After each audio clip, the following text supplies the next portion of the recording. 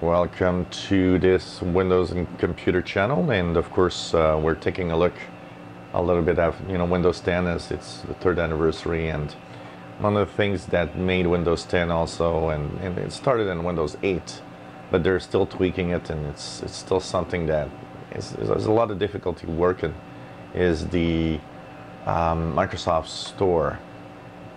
The Microsoft Store, what you will see here is from what's coming this fall. In the April 2018 version we have right now, it doesn't look like this. There are less categories on the top. On your April 2018 update, you probably have only home, apps, games, and movies and TV. Here we see home, apps, games, devices, movies and TV, books, Edge extensions. They've done different categories.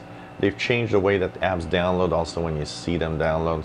It's kind of an easier thing to kind of go through, and it's more beautiful. It's they're trying to tweak it to make it better and easier to find apps. It is interesting to see that they will be selling devices through here. Now it's very slow right now, but I hope that it's going to get better with time. It's very interesting to see how all of this works, and all the different apps when you look at them. It's kind of beautiful. The devices section is interesting, as they are selling not just Surface and Xbox laptops, but they are also, and game machines of course, but they're selling other devices. So you see here HP Envy, the Dell XPS, what is there? There's the Acer, Lenovo, MSI. So everybody is welcome in the Microsoft Store actually for selling devices, honestly. So it's pretty cool to see that it's working, and that basically all of that is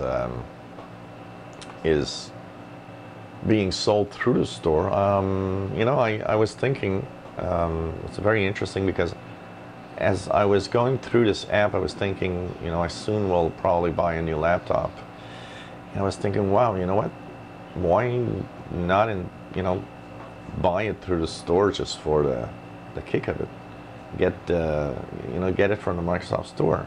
Could be a very interesting thing, and that is kind of cool, honestly.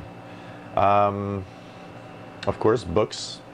There's books, Edge extensions. You could at some point buy some music, but you can't anymore. But now it's all there, and interesting. They're trying to make it better. Honestly, what's the biggest problem is, I don't know. I'd like to have numbers as to how many people are actually every day going to the Microsoft Store through this app.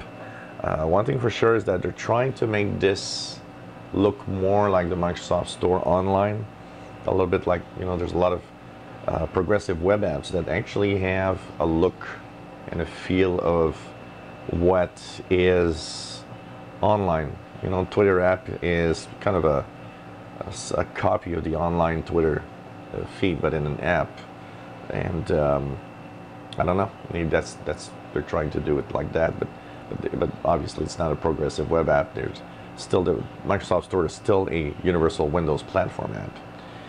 But I'd like to see numbers, how many people are using it, and as Windows 10 gets more and more popular, I kind of think that it probably gets more popular with time. I mean, it's not like Microsoft Edge. Microsoft Edge doesn't get any momentum. Microsoft Edge stays at the same user base.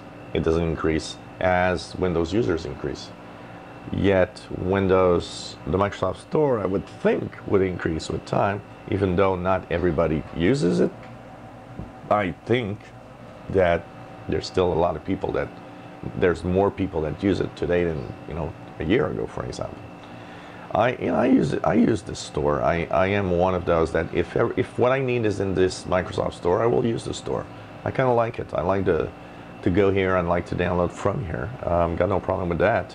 But I still, and because of all the apps that I use, they're all still desktop 32 apps. They're still available online, and you download them from a web page, and then you click that setup.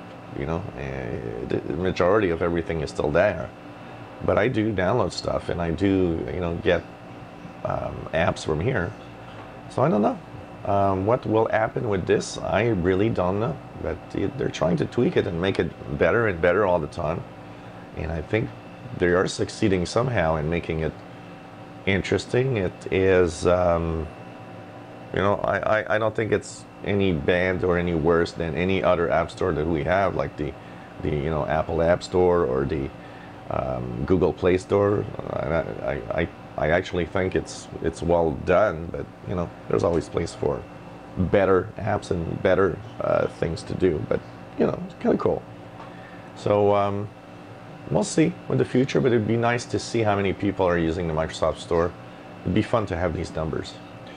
If you enjoy my videos, please subscribe, give us thumbs up. Thank you for watching.